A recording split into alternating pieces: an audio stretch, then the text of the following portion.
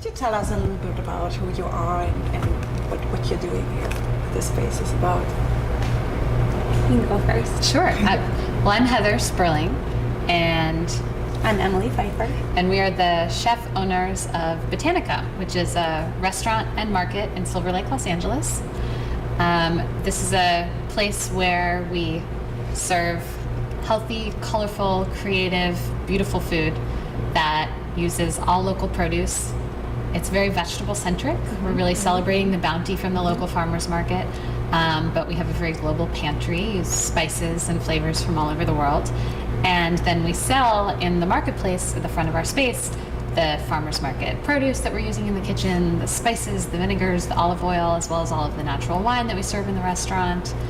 And then we also have a digital publication called Botanica Magazine, botanicamag.com, where we publish all of the recipes for everything that we're cooking in the restaurant. Every recipe, everything that one can eat here can be found on. Well, that's the goal. We're a little How did you meet each other? We met in Chicago when I had just moved there from New York to launch the Chicago edition of a food publication called Tasting Table. And Emily was also an editor for a publication called Daily Candy. And so right after Tasting Table launched, she emailed me and said, I love Tasting Table, let's get lunch. So that was summer of 2009. And we started cooking together, eating together first, then cooking together, talking constantly about food, about restaurants in the city, about food that we were eating around the world, about cookbooks, about websites. This was a period of time where there were really a lot of an awesome flourishing of really, really compelling cooking websites that we found very intriguing, like My New Roots, Green Kitchen Stories. We were starting to see the rise of this style of cooking that used a lot of vegetables, a lot of grains, fruits, really, really interesting spices, and first and foremost was exciting and colorful, and then secondly was always wholesome and good for you. And we really bonded intensely over a love for food, but then also a shared and growing interest in that type of food. And we weren't really seeing it in restaurants, so we cooked it a lot at home with each other and for friends. So the healthy aspect was very important for you, or that the food is actually, it's food that is good for your body that was important for you. Yeah, it's food that you can eat a lot of and feel good about, really. Because I think both of us had so many meals. You know, Heather ate for a living, like 8 meals a week out, and was not feeling her best at all. And so the meals that she always wanted to cook for herself were light and lovely, but also interesting.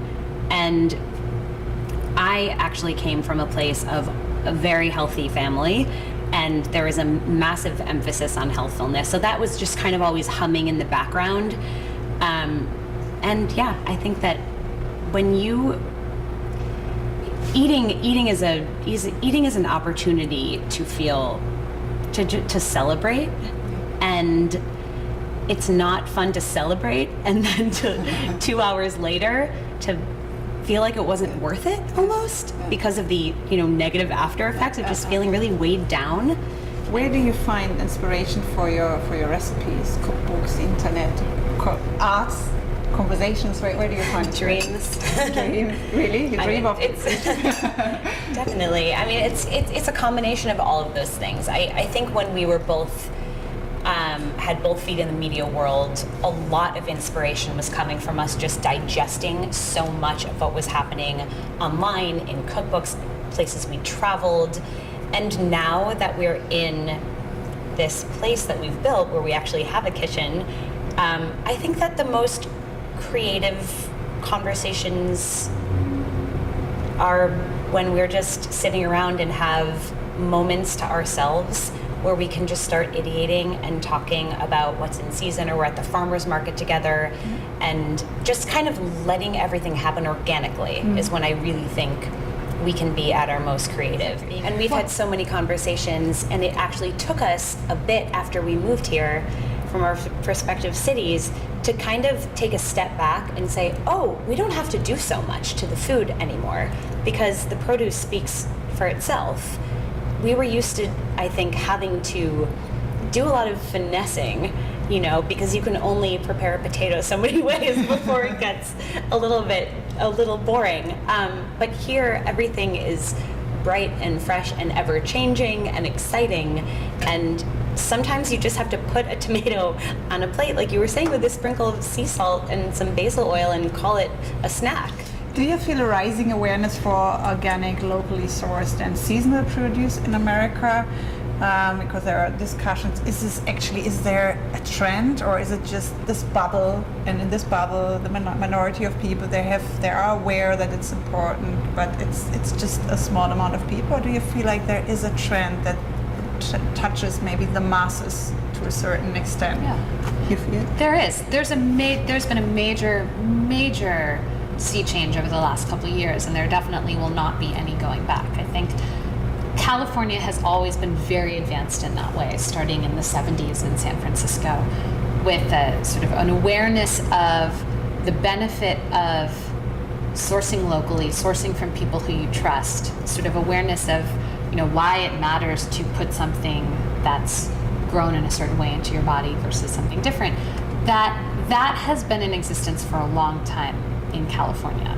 And just in the last couple of years, though, it really has extended nationally, and also to people to sort of more general public.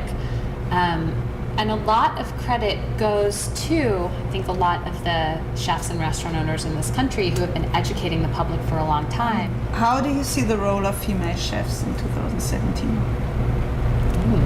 That's a very good question. Do you want to start?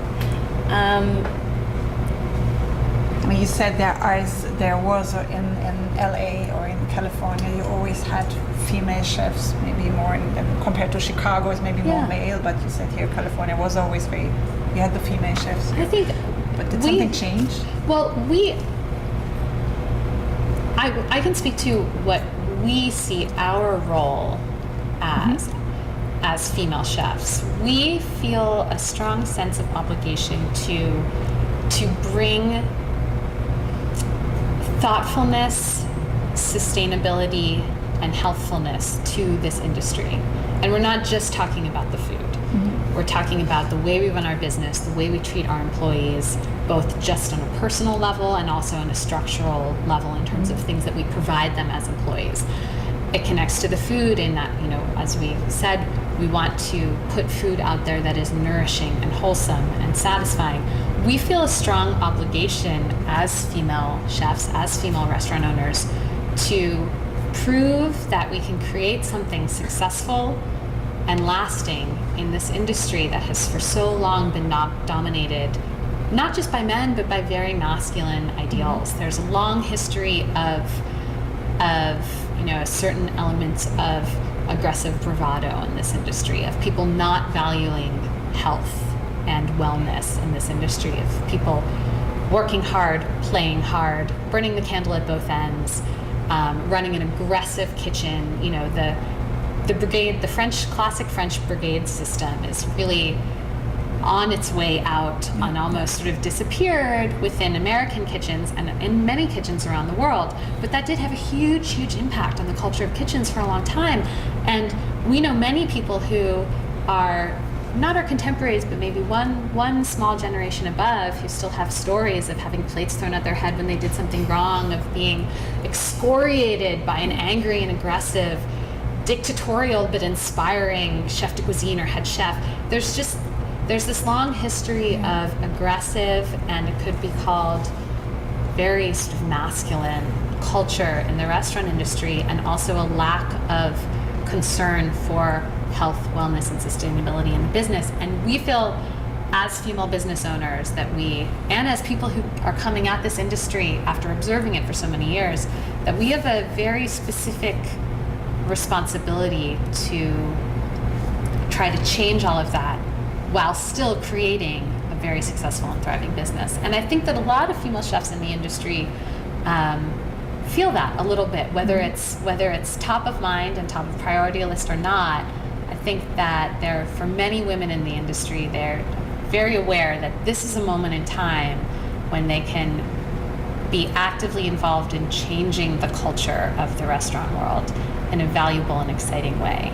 and maybe bringing it a little closer to the home or the home kitchen.